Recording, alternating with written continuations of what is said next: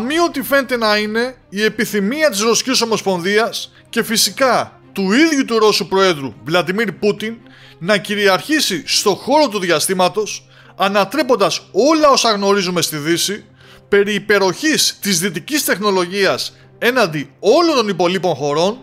καθώς η Μόσχα συνεχίζει απτόητη να στέλνει συνεχώς αποστολές στο διάστημα, εκτοξεύοντας μάλιστα τις προηγούμενες ημέρες έναν ακόμα πύραυλο, έναν Soyuz 2-1α, ο οποίος και μετέφερε κάτι, τι δεν ξέρουμε, για λογαριασμό του Ρωσικού Υπουργείου Άμυνας. Οπότε μιλάμε για μία ακόμα στρατιωτικού τύπου αποστολή που εικάζουμε, χωρίς να έχουμε καν ιδέα αν αυτό ισχύει, ότι πρόκειται περί κάποιου στρατιωτικού δορυφόρου ώστε να ενισχυθεί η ρωσική παρακολούθηση κάποιων συγκεκριμένων τοποθεσιών στον πλανήτη μας που φαίνεται πως έχουν ιδιαίτερη και σημαντική σημασία για τη ρωσική πλευρά. Αλλά όπως είπαμε, αυτή είναι απλά μια εικασία, καθότι η ρωσική ηγεσία μπορεί να στέλνει το οτιδήποτε εκεί πάνω, από ένα όπλο που μπορεί να καταστρέψει άλλους δορυφόρους εχθρικών χωρών φυσικά, που κινούνται σε τροχιά γύρω από τη γη, μέχρι ένα απόλυτο μυστικό οπλικό σύστημα που μπορεί να επιφέρει, όταν χρειαστεί, ένα σφοδρό πλήγμα σε κάποια εχθρική χώρα. Πολλά λέγονται και ακούγονται, από παλμικά οπλικά συστήματα, όπλα λέιζερ, πυρηνικών κεφαλών, συστήματα αλλαγής των μετεωρολογικών συνθηκών, υπέρηχων κτλ. Αλλά τίποτα από αυτά δεν έχει επιβεβαιωθεί επίσημα.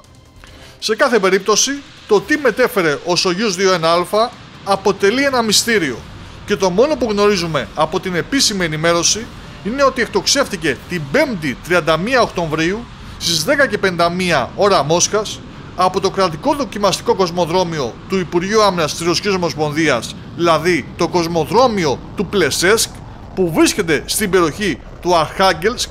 και ο οποίος μετέφερε ένα διαστημόπλοιο εισαγωγικά προς το συμφέρον του Ρωσικού Υπουργείου Άμυνας. Όλα πήγαν τέλεια με την εκτόξευση, το άγνωστο διαστημόπλοιο μπήκε κανονικά σε τροχιά, δημιουργήθηκε και διατηρείται σταθερή τηλεμετρική επικοινωνία με αυτό και τα εποχούμενα συστήματά του λειτουργούν κανονικά. Μάλιστα την εκτόξευση παρακολούθησαν και μαθητές της Προεδρικής Σχολής Δοκίμων του Κρασνοντάρ, της Προεδρικής Σχολής Δοκίμων της Σταυρούπολης, του Σώματος των Κοζάκων Αξάι Ντανίλα Ευρέμοφ και της Στρατιωτικής Σχολής Σουβόροφ του Βόρειου Καυκάσου, δίνοντας έτσι μία ακόμα διάσταση, αυτή του μεγαλείου της Ρωσικής Ομοσπονδίας, που θέλει να εμφυσίσει η ρωσική ηγεσία στη νέα γενιά, σε αντίθεση βέβαια με τα πρότυπα της Δύσης που πάνε από το κακό στο χειρότερο. Όπως και να έχει, η Ρωσία έδειξε για άλλη μια φορά ότι αποτελεί υπερδύναμη, θέλουν δεν θέλουν κάποιοι, και πως δεν είναι καθόλου εύκολος αντίπαλος. Εν αντιθέσει μαζί με την Κίνα, είναι οι δύο πιο υπολογίσιμες δυνάμεις και οι πιο πιθανές να κυριαρχήσουν τα επόμενα χρόνια στον πλανήτη αλλά και στο διάστημα.